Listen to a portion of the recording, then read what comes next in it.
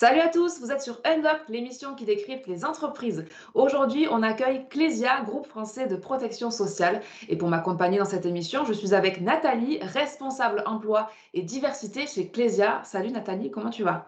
Bonjour Marion, je vais très bien et j'espère que toi aussi. Ben oui, super. Merci à toi de participer à ce nouveau numéro de Unlocked et bienvenue à ceux qui nous regardent aujourd'hui. N'hésitez pas à vous abonner à la chaîne YouTube de Job Teaser ou encore à nous follow sur Instagram, jobteaser_fr, pour découvrir encore plus de contenu et être informé des événements à venir. Alors, si nous sommes avec Nathalie aujourd'hui, c'est parce que Clésia est à la conquête de ses futurs alternants pour la rentrée 2021-2022. On en parle dans quelques instants, mais avant, présentation de Clésia en mode express. C'est le pitch minute.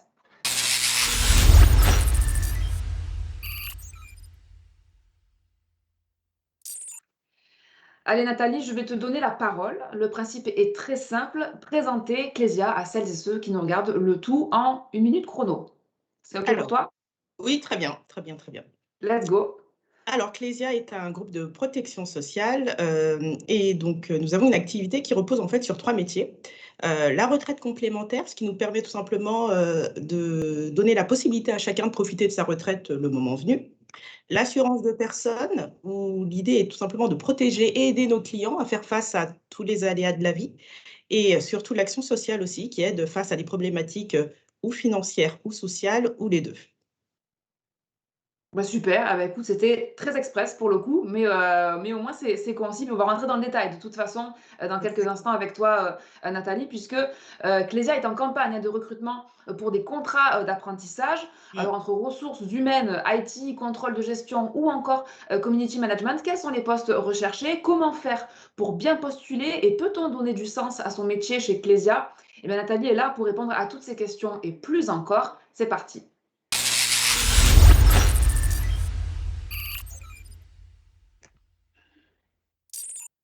Alors Nathalie, première question essentielle, quel type de poste et de formation, vous recherchez chez Clésia et à partir de quand on peut postuler? Alors, pour répondre à tes questions, je vais les reprendre plutôt vers la fin. On peut OK? postuler dès maintenant, en fait, chez Clésia pour une alternance, que ce soit un contrat d'apprentissage ou un contrat de professionnalisation. Ensuite, en termes d'études, en fait, nous, on est à partir de bac jusqu'à bac plus 5. Et sur les métiers sur lesquels nous recrutons actuellement, nous avons à la fois les ressources humaines, donc là, je prêche pour ma paroisse.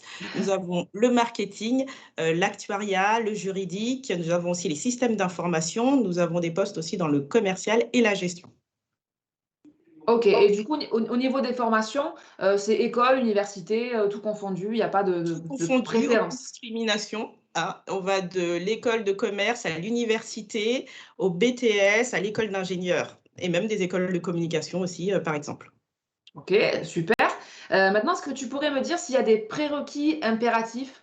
Je pense à, par exemple, à des soft skills ou des fondamentaux techniques qu'il faut absolument, avoir quand on candidate pour un poste d'apprenti chez Clésia? Alors ça dépendra le métier en fait. Moi déjà, si tu me demandes, des prérequis, c'est d'être motivé. Quel que soit le niveau d'études et le métier qu'on souhaite faire chez nous, c'est d'être motivé et de vouloir, appartenir en fait à un groupe, de protection sociale comme le nôtre avec, les valeurs qui sont les nôtres. Après effectivement, selon les métiers, tu as raison, on choisira pas et on demandera pas la même chose, et aussi par rapport au niveau d'études, ce qui est important. Quand on est un bac et qu'on rentre dans un BTS, effectivement, c'est souvent sa première expérience professionnelle même, en apprentissage. Alors qu'effectivement, un bac plus 5, un master 2 a, souvent eu d'abord une première expérience. Donc effectivement, on attendra peut-être plus de proactivité ou d'autonomie. Mais quoi qu'il arrive, on est là pour accompagner, nos alternants, quel que soit leur niveau d'études, chez Clésia. Alors pour la plupart des jeunes qui nous regardent, c'est la première fois qu'ils vont devoir chercher, un contrat d'apprentissage. Ça peut être une période, d'appréhension. Est-ce que du coup tu pourrais, nous présenter le déroulement, d'un processus d'embauche d'un apprenti chez, Clésia? Alors le processus, de recrutement est en 2 temps. Il y a un entretien RH et un entretien opérationnel. C'est souvent effectivement le manager qui est en recherche de l'apprenti au sein de son service, qui va tout simplement, s'entretenir avec le candidat. Donc, voilà, on part du principe qu'un entretien un process de recrutement en 2 entretiens. OK et c'est des entretiens là pour l'instant en présentiel ou, vous faites encore Non, du effectivement, visio? là aujourd'hui on fait de préférence en visio et par Teams, en l'occurrence. D'accord, OK. Alors il y a après l'entretien, hein, enfin pardon, il y a une étape, pardon, je voulais dire tout particulièrement, qui est souvent source de stress pour les étudiants, c'est justement cet entretien d'embauche. Du coup, toi Nathalie, qui est responsable pour le coup, emploi chez Ecclesia, quels conseils, pratiques tu donnerais aux jeunes pour réussir au mieux cet entretien? Alors, plusieurs conseils, si je peux me permettre, en Ouais? termes, de pratique, ce serait un de se renseigner sur notre entreprise et je pense que les informations sont facilement trouvables, sur internet. C'est aussi de se renseigner sur le métier et tout simplement aussi de venir en étant soi-même.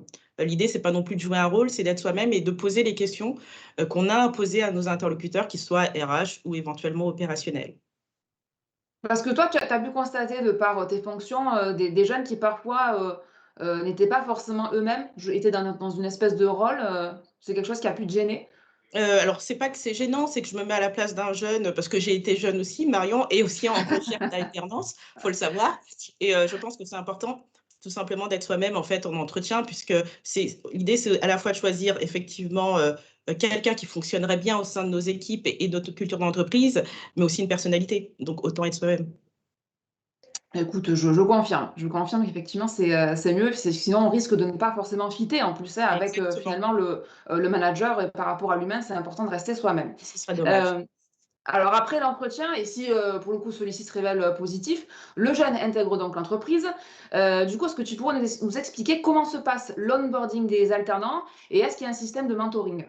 Oui, alors l'onboarding, des alternants, se fait en plusieurs étapes puisqu'il y a à la fois quelque chose de très administratif qui est, tout ce qui est lié au contrat et s'assurer qu'administrativement et contractuellement, le jeune peut venir travailler chez nous et ensuite effectivement, on a une intégration dite plus opérationnelle qui se fait en 2 temps, à la fois avec les managers quand on intègre sa propre équipe et avec les RH puisqu'il va y avoir une demi-journée d'intégration pour à la fois présenter toutes les informations que doit savoir, l'alternant sur Clésia et aussi, tous les services, à qui s'adresser selon les éventuelles demandes, que ce soit les RH, que ce soit les services généraux, l'infirmerie, ce genre de choses.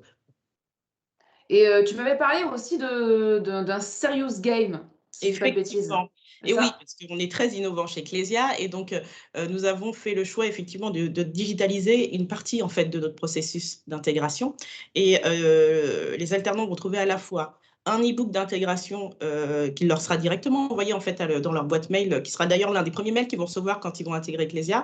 «Bonjour, bienvenue» et effectivement un e-book d'intégration et en plus un serious game qui est en fait un jeu, comme un jeu vidéo mais qui permet en fait, en plus, de s'amuser bien sûr, mais d'avoir des informations, sur le groupe et sur la manière dont fonctionne Clésia.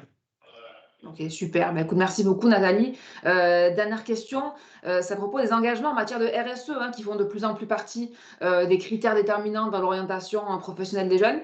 Chez Clésia, pardon, est-ce qu'il y a un sujet sur lequel vous êtes particulièrement engagés? Alors je veux parler aussi, toujours, en ce qui concerne mon activité, comme tu l'as dit quand tu m'as présentée, je suis responsable emploi et diversité. Donc la diversité et l'inclusion, c'est l'un des aspects de la RSE, donc la responsabilité sociétale des entreprises et effectivement, nous sommes engagés dans la lutte contre la discrimination et nous sommes là aussi pour l'égalité des chances, dans le milieu du travail et également l'inclusion de tous, dans l'entreprise et on a une véritable, on va dire mission handicap, qui joue tout ce rôle au sein de notre entreprise. Donc c'est des thématiques qui nous sont très chères. Bon, eh beh, merci beaucoup Nathalie, d'avoir répondu à toutes ces questions. Mais je vais encore avoir besoin de toi pour quelques minutes supplémentaires afin de donner un maximum de conseils aux jeunes qui souhaiteraient envoyer leur candidature. Que faut-il faire ou ne pas faire pour bien postuler, chez Clésia? C'est parti.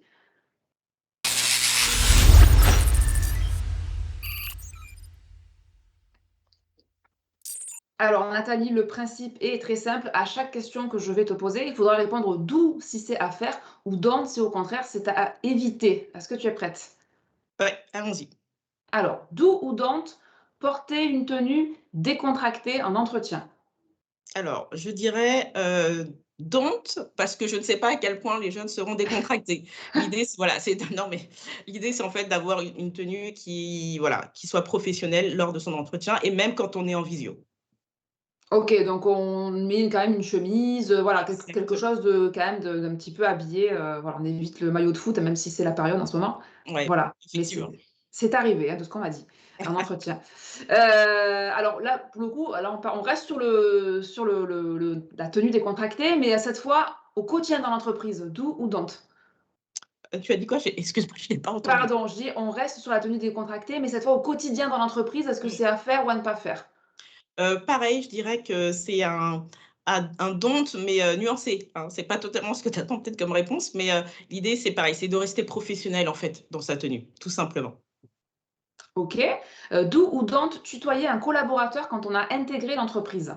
Alors moi, je dirais don't, au moment où on intègre une entreprise, je pense par respect pour ses collaborateurs et parce qu'on n'est pas encore, on connaît pas encore, son équipe, le vouvoiement est de rigueur. Mais une fois effectivement que voilà, on a fait connaissance, et qu'on vous le propose, vous pouvez bien évidemment tutoyer les gens au sein de l'entreprise. Voilà, si par exemple le manager va tutoyer son alternant, à ce moment-là, ça lui donne le feu vert, il sait qu'il peut y aller. Exactement. OK. Do ou don't envoyer un CV vidéo? Moi, je dirais do. Parce que je pense que c'est un peu l'avenir des CV, le CV vidéo et puis si jamais effectivement l'interlocuteur, fait le choix de vouloir un CV, voilà, envoyé par mail, je pense que le candidat le fera de lui-même, mais le CV vidéo, c'est une très bonne chose. OK. Do ou don't la lettre de motivation? D'où je sais que ça se perd un peu et c'est bien dommage, parce que c'est toujours une bonne chose de voilà, de pouvoir, expliciter de manière claire et précise et souvent synthétique, sa motivation pour un poste en particulier. Do ou don't dire qu'on ne sait pas pendant l'entretien ou au travail? D'où et d'où. C'est hyper important, parce qu'on ne sait pas tout, que ce soit dans un entretien, au travail ou dans la vie et donc il ne faut pas hésiter à le dire qu'on ne sait pas. Do ou don't postuler via les réseaux sociaux? D'où parce que c'est déjà une pratique qui est en vigueur depuis très longtemps, donc ne pas hésiter parce que c'est une prise de contact comme une autre. Ouais, moi j'ai vu que même, aujourd'hui, on pouvait trouver du travail sur TikTok, hein. J'ai été très surprise de Alors lire là, c'est ça. toi qui me l'apprends, mais effectivement, pourquoi pas? Entre 2 danses, on peut trouver Voilà, du bah, écoute, travail. c'est tendance. Do ou don't prendre des notes durant l'entretien? D'où et pour moi, c'est même une obligation. Puisque, lors d'un entretien, en fait, c'est aussi l'occasion pour le candidat, de pouvoir gagner le plus d'informations précises sur son entreprise sur l'entreprise, sur le service, sur le métier et puis aussi pour voir comment, heu, il peut prendre sa décision si jamais il a plusieurs process, en parallèle. C'est possible, hein, on a certains candidats qui doivent prendre une décision après plusieurs processus et je pense que c'est une très bonne chose d'avoir mis sur papier tous les éléments d'information. Do ou don't exprimer son avis quand on est alternant? D'où ce qu'on attend de nos alternants, bien évidemment, on est là pour les former, on est là pour les accompagner, mais un alternant est un salarié comme un autre et donc il a totalement le droit de donner son avis et de dire aussi quand il n'est pas d'accord. Ah ben justement, c'est mon dernier, do ou don't exprimer un désaccord ou une frustration sur son manager, du coup, c'est do. C'est doux et comme, dans la vie, hein, c'est comme souvent en entreprise, quand on souhaite effectivement, dire qu'on n'est pas d'accord ou comme tu l'as dit, dire qu'on est frustré par rapport à un poste, une mission ou autre, l'idée c'est de savoir le dire avec respect vis-à-vis de son interlocuteur. Bon, eh ben top. Merci beaucoup Nathalie de t'être prêtée au jeu du do et don't. Et ça y est, on arrive dans la dernière ligne droite de cette émission puisqu'il va nous rester quelques instants ensemble pour donner votre mot de la fin. C'est l'heure du last but not least.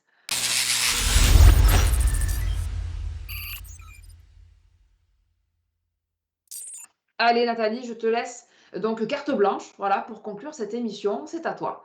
Alors, moi, je vais être encore, peut-être un peu trop synthétique, tu me diras Marion, mais en tout cas, ce que j'ai à dire, c'est si jamais effectivement, vous voulez intégrer une entreprise qui a des valeurs, de solidarité, d'humanité et de service vis-à-vis de ses concitoyens, bah, je vous invite vivement à intégrer Clésia et de faire partie de cette aventure humaine et de nous accompagner, pour, toujours être beaucoup plus performants et de pouvoir proposer toujours de meilleurs services à nos clients. Ce sera tout. Bon, eh ben, je crois que c'est très bien. Merci beaucoup Nathalie d'avoir participé à Je ce t'en nouveau prie, numéro de Unlocked. Ça a été pour toi, ça va? c'était parfait. C'est bien. Bon, eh ben top et merci également aux étudiants qui nous ont suivis jusqu'au bout. Je rappelle que vous pouvez d'ores et déjà, envoyer votre candidature et consulter les offres d'emploi.